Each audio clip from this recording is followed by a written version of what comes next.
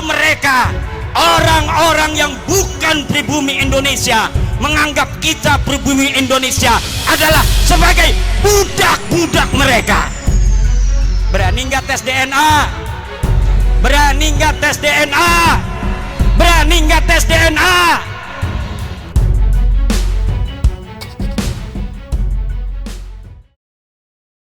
Assalamualaikum warahmatullahi wabarakatuh. Saudaraku yang dirahmati Allah, series Doktrin-Doktrin, cerita halu, klaim-klaim Habib Ba'alawi semakin mendapat atensi dari umat setelah selama ini umat banyak yang hanya terpaku pada nasab. Masalah nasab yang dipertanyakan Kiai Imaduddin sebenarnya dipicu dari apa yang disampaikan para Habib dalam setiap ceramah-ceramahnya.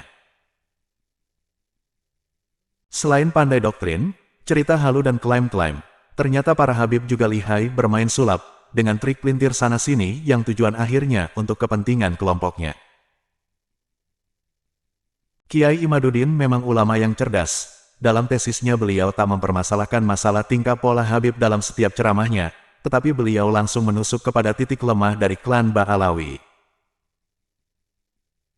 Ibarat sebuah gedung, Ba'alawi adalah bangunan megah yang menjulang tinggi karena dibangun secara bahu-membahu selama ratusan tahun. Tetapi tak banyak orang tahu ternyata bangunan megah ini dibangun di atas pondasi yang rapuh, sehingga jika digoyang di titik yang pas maka seluruh struktur bangunan akan goyah bahkan bisa hancur. Sekuat apapun struktur bangunan Ba'alawi dibangun, tetapi jika pondasi tempat berdirinya rapuh maka dapat dipastikan tinggal menunggu saja ada pemicu keruntuhannya. Tesis Kiai Imaduddin adalah pemicu atau trigger, dan Kiai Imaduddin tahu persis titik lemah bangunan megah Ba'alawi.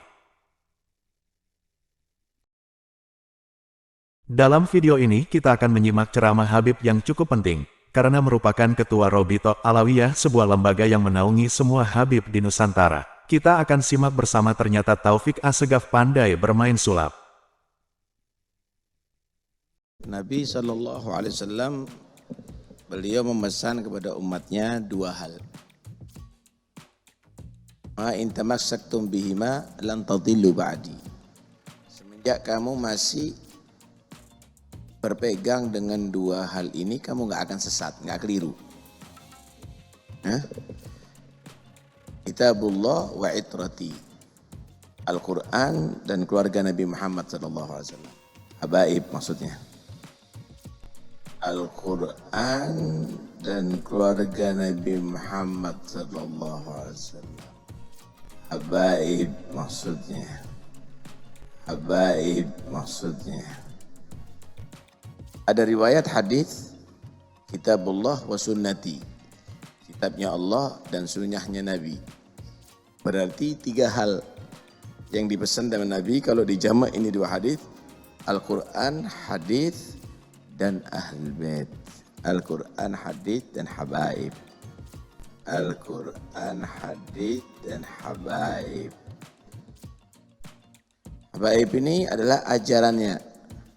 Ketika ada sayyid yang menyimpang tidak sesuai dengan ajarannya, ini berarti kesalahan bagi dia. Jika ada sayyid yang menyimpang tidak sesuai dengan ajarannya, ini berarti kesalahan bagi dia. Kalau bahasanya oknum, bukan ahli baitnya, oknumnya. Tapi ketika mereka adalah mengikuti jejak salafnya, maka mereka akan menjadi panutan. Mereka akan menjadi panutan, pegangi dia. Kamu nggak akan sesat insya Allah. Kenapa? Karena ini pesannya Nabi SAW. Karena itu kalau Anda membaca kitab, Anda ukur, ini amalnya habaib apa enggak? Ini amalnya habaib apa enggak? Kalau ini amalnya habaib, insya Allah bagus deh. Kalau bukan, jangan. Yang dimaksud habaib yang mengikuti jejak salafnya. Ya? Mereka ikuti, maka kamu tidak akan sesat, kata Rasulullah SAW. Walan yatafarraqa hatta yarida alaiyal haud. Ajaran Al-Quran dan ajaran keluarga Nabi ini nggak akan bisa sampai nanti ketemu ada telaga haudnya Rasulullah SAW.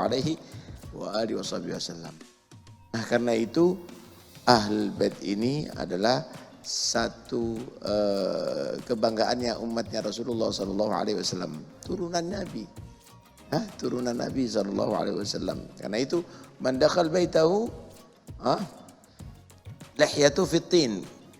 Artinya kalau kamu tadi itu yang merasa alim, yang merasa ustadz, yang lainnya, kalau ketemu ahlul bait habaib,